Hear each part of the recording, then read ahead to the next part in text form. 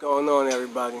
Um, Today I just want to address a few things, but I kind of want to focus a little bit more on the reality of business, uh, as I define it in my book. Um, which I'll give you guys more information on the book and how to purchase it and where you can find it and all that in the link here. But here's the thing, right? So business, a lot of people know me for my spiritual perspective on things and how I feel more connected to people and life versus money, finances, materialism. So this may seem like a contradiction to my typical work, but I want you guys to understand a few things, right?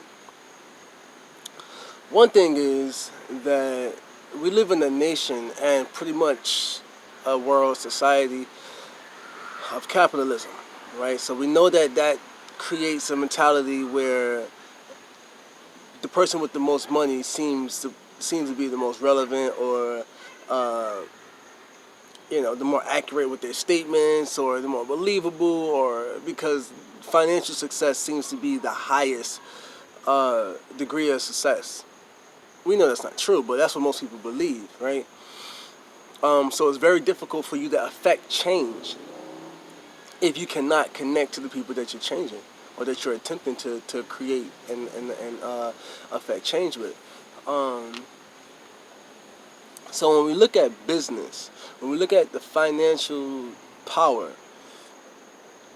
we have to understand that there's levels, right? There's different levels to where you will be ultimately, regardless of where you're starting.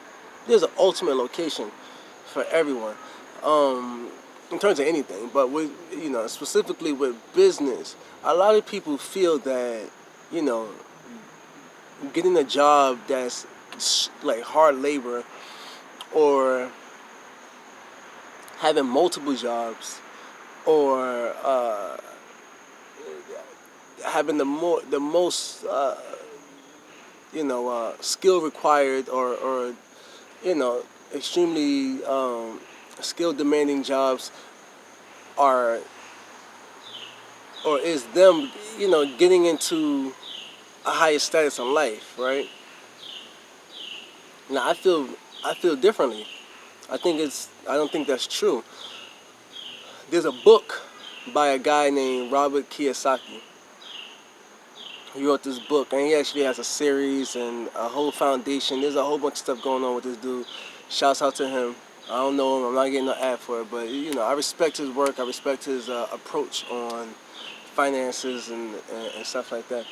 But he wrote this book called Rich Dad Poor Dad, and in it he expresses what's known as a cash flow quadrant, right? And no matter what type of job you have, if you're the employee, you're in the bottom position of cash flow. All right. I'm not gonna draw out the graph and all of this stuff right there. Um, but I will say that I'll briefly go over, his thing. You can follow him. You can look him up. Again, I really, I'm an advocate of his approach to financial literacy and all this other things like that. Um, but that's the first quadrant, employee, or having a job, regardless of what status your job, regardless of what your position is. If you're working, you're giving your time for money, your time in exchange for money. That's the lowest form of financial collection, cash flow, as he would call it, the cash flow quadrant, right? The second uh, quadrant is small business ownership, right? Having your specialized skill or talent or whatever, and kind of exploiting that and owning that and turning that into your own brand, um, which is better than being an employee. However, you're still exchanging time for money. So in other words, what I mean by exchanging time for money is you don't get paid if you're not there. if you're not present, producing whatever efforts and exchanging your time, because you have to spend time with the place, you're not going to make any money. You won't make any money. It won't happen unless you're there trying to work for it. Uh, but if on the other end you go to, which is these two are on the left side of the quadrant, right? Which I would consider the poor and the middle class, at the best, poor and middle class side of the quadrant. Now, when you get to the financially free and independent side, you recognize a few differences. The first thing in the financially free quadrant is big business, or he would symbolize that as a B, right? So it's ESB. This would be the B. In which case, these people have a plan, a strategy, a system. They have a currency generating system, right? That allows for you to use the skills and talents of other people who are, more concerned with their, day-to-day paycheck, or I don't mean day-to-day, weekly, bi-weekly, whatever. But they're more concerned with that type of lifestyle because they're consumed in that type of livelihood, right? So these businesses, instead of exchanging their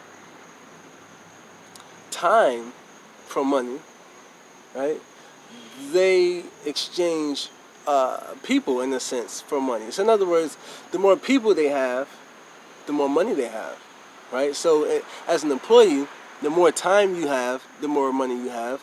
The same goes for being a small business owner. The more time you have, the more money you have. When you're a big business owner, the more people you have.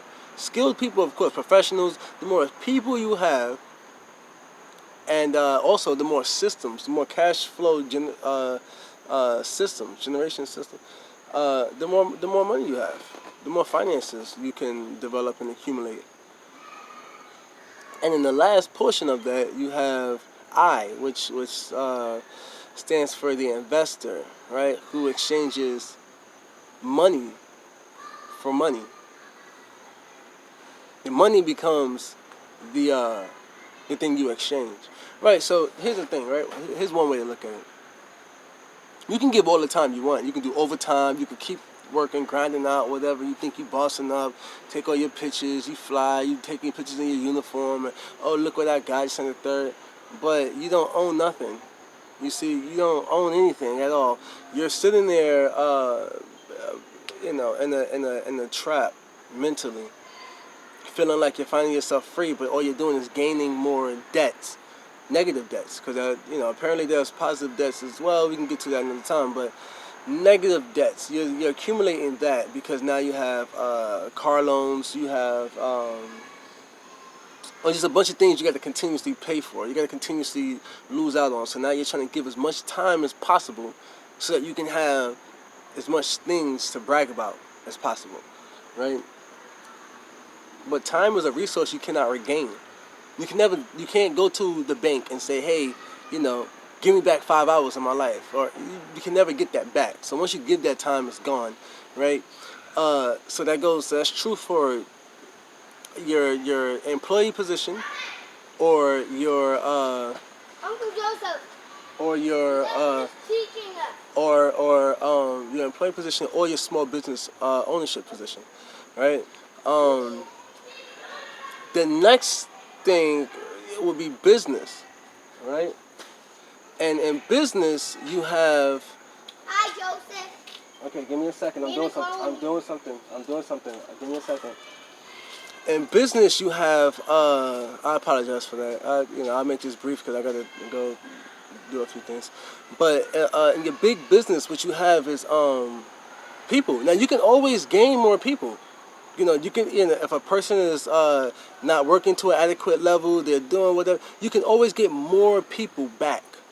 You can always find another person who's talented. People are always learning and growing and stuff like that. That's never gonna stop, right? And ultimately, investment. You can always get more money. Money is everywhere. Regardless of how much it is, money is everywhere, right? So that's a resource that's less likely to fail on you because it can be gained again. You can't gain again the time.